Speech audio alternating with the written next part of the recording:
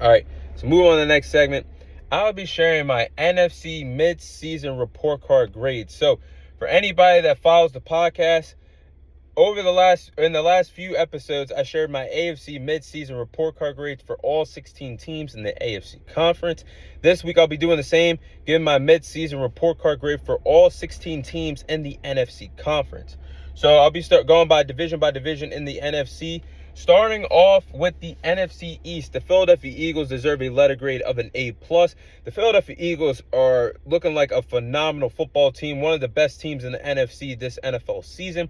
Howie Roseman and the Philadelphia Eagles front office are showing us what it looks like to put together a really good football team. They do it year in and year out. The front office is phenomenal, one of the best front offices in football. Saquon Barkley has been the juice that this Philadelphia Eagles offense needed. Heading into this season, he's been phenomenal at the running back position. He's in the running for winning Offensive Player of the Year. I think it's a two-man race now between himself and Derrick Henry. But Saquon Barkley has been phenomenal. You got to look at the offensive and defensive coordinators that they brought in of Kellen Moore and Vic Fangio. They've been phenomenal on their respective sides of the ball. Kellen Moore each week is starting to figure out what Jalen Hurts likes, what he doesn't like, play calling wise, what works for Saquon Barkley in the running game and the offensive line for the Philadelphia Eagles. You look at Vic Fangio, the way how he's turned this Philadelphia Eagles defense around for what they looked like last year. I mean, the front office deserves a lot of credit because you get these good coaches in there, offensive defensive coordinator. Everybody knows how I feel about Nick Sirianni. He's not a good head coach. But as I digress, you bring in players like Jalen Carter, Quinyon Mitchell, Cooper DeJean. These players are going to help on the defensive side of the ball for years to come with one of the best defensive-minded guys in the league in Vic Fangio. Everything's starting to click for this Philadelphia Eagles team, and they should be on their way. If everything works out, they should be on their way possibly to another NFC Championship appearance. But getting into the next team, the Washington Commanders deserve a C+. Now, the team is heading into a wrong direction. I've been very positive about this Commanders team all season long. And that's coming from a Dallas Cowboys fan that talks in an unbiased opinion each and every single week. But this Commanders team is heading in the wrong direction. They are on a 3-game losing streak. They have lost 2 out of 3 games at home. They have lost in the last 3 weeks. They've lost to the Pittsburgh Steelers, the Philadelphia Eagles, and the Dallas Cowboys. In order to be a good team, a great team in the National Football League, you got to beat these good teams. Dallas Cowboys are not a good team this year. But talking about teams like the Steelers, talking about teams like the Eagles, you got to beat these teams, and you can't beat up on bad teams. The Commanders have yet to beat a team above 500 all NFL season. And these losses against the Steelers and the Eagles are starting to make me think, is this unit ready to take off and beat the best of the best? Because you're going to have to do that if you make the playoffs. So they're starting to make me question, are they frauds or not? Is the phone ringing for frauds or not with this Washington Commanders team? So last 2 weeks, I don't know what's been going on. Terry McLaurin has not been in the passing game much. I mean, you take away that big 86-yard catch that he had against the Dallas Cowboys, he really hasn't been an X factor. He's been getting locked up by corners like Quinyon Mitchell and Deron Bland over the last few weeks. I'm just saying that the Commanders want to be contenders this year. They haven't passed the eye test to me. They look like contenders. I don't think they're there just yet. Again, you can beat up on the bad teams all you want. But when it's time to play the big boys and prove why you need to be a contending team, the resume when they play teams like the Ravens, the Steelers, the Eagles, all losses. No wins. But all wins. All 7 of their wins are against teams that are under 500. So that's why they get a C+ to me. Now, the Dallas Cowboys get a D-. Now, the Dallas Cowboys are the only professional football team or the only professional sports team this calendar year 2024 that has not won a home game.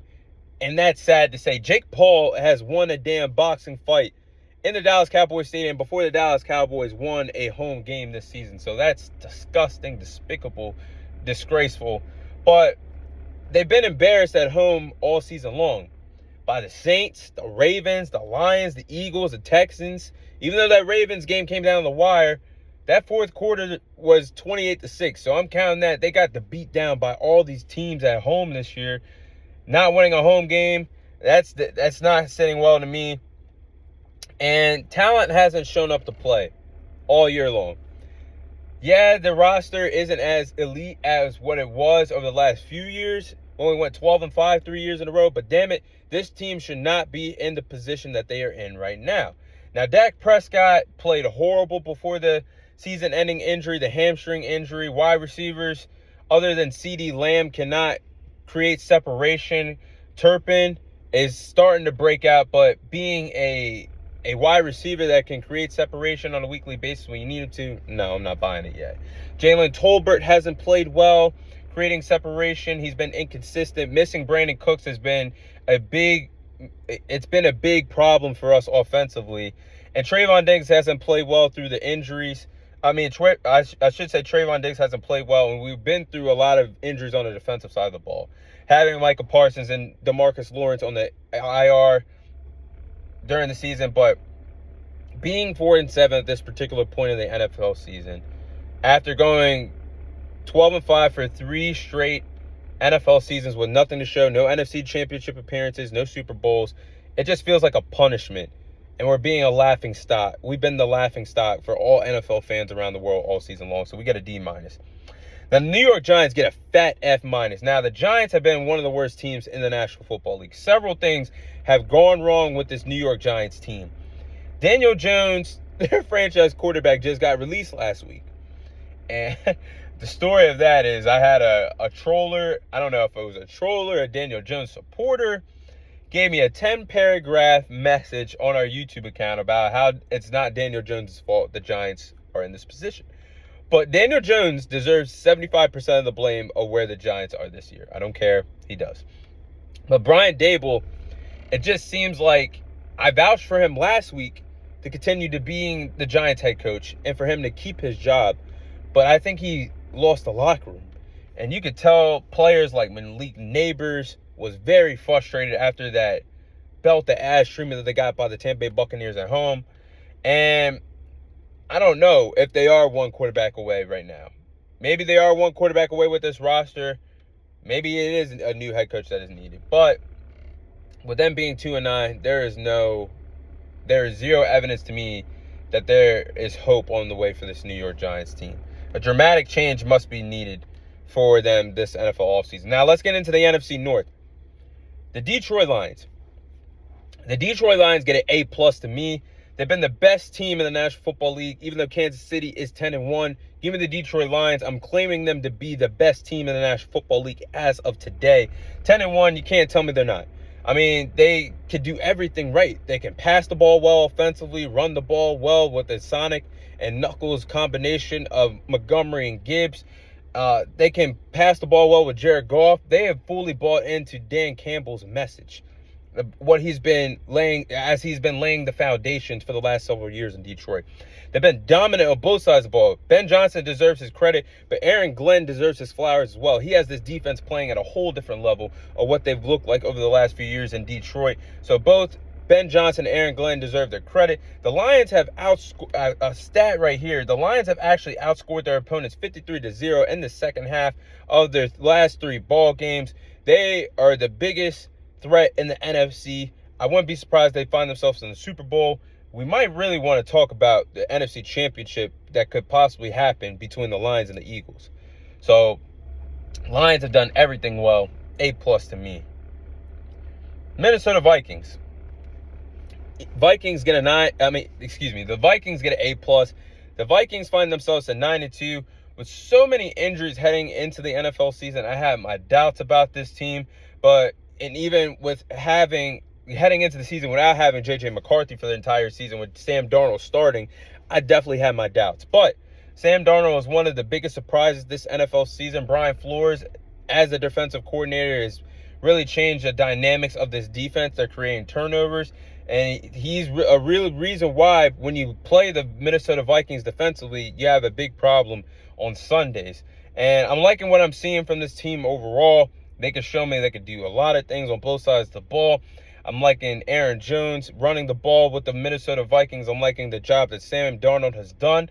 The offense and defense has done everything correct this NFL season. And you take away those 2 losses, they could be sitting up at top. They are sitting up at the top is one of the best teams in the NFC. But those 2 losses, we could be saying they are the best team. The 2 losses they had against the Lions and the Rams. But I've liked everything they've seen. They're a true contender to me, A+. Now, the Green Bay Packers, they get an A- to me.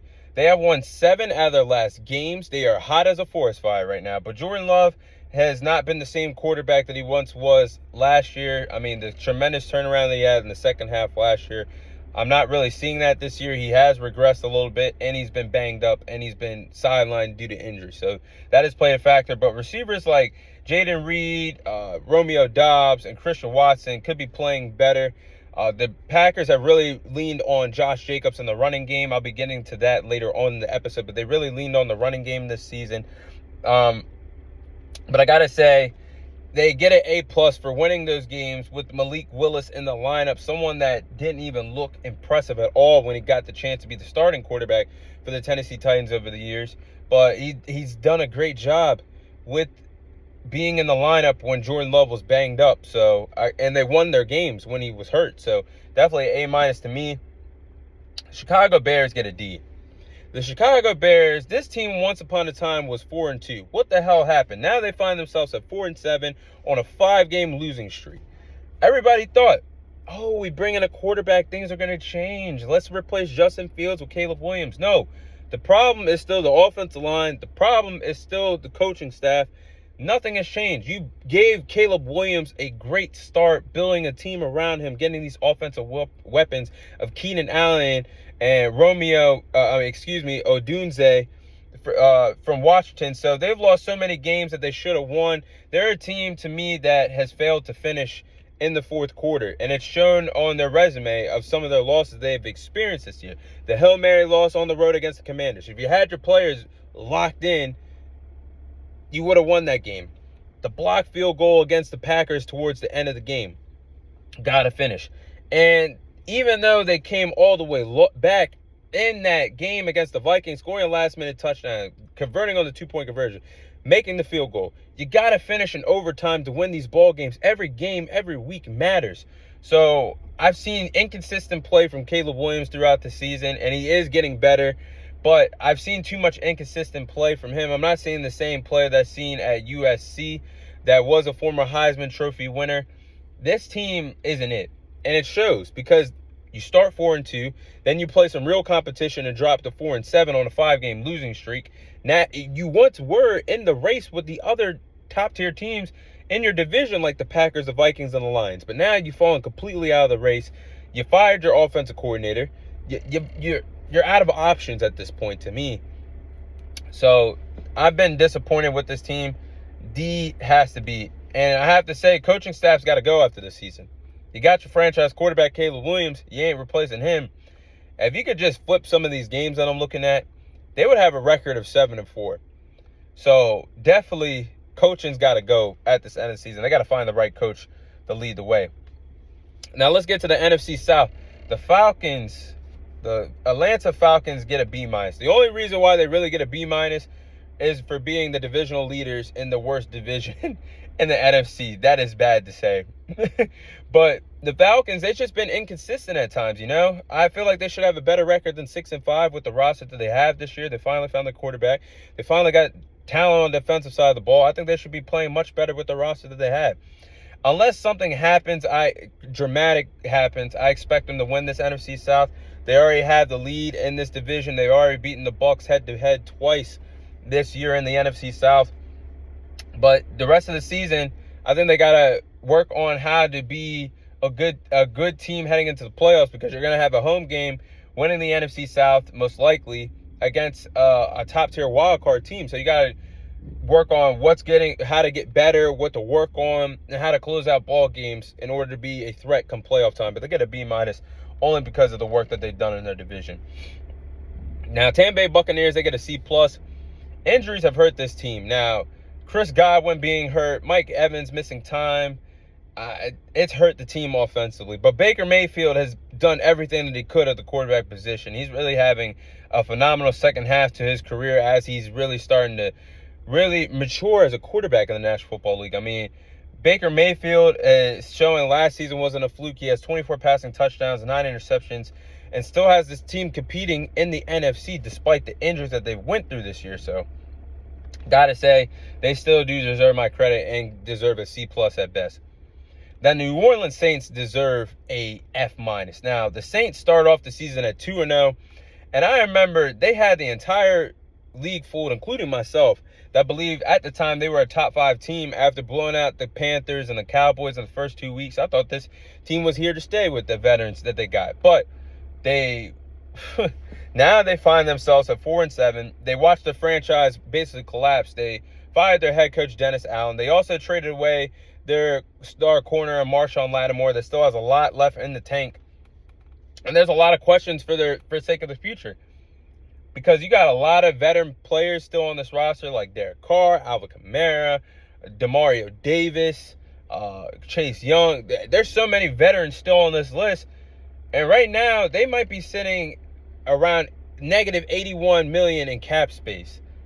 And that might have changed since they did trade away Marshawn Lattimore to the Commanders. But damn, if that didn't change, even if that did change, you're looking at least $65 million in dead cap space at best for the Saints. So they're going to have to work on a lot of things.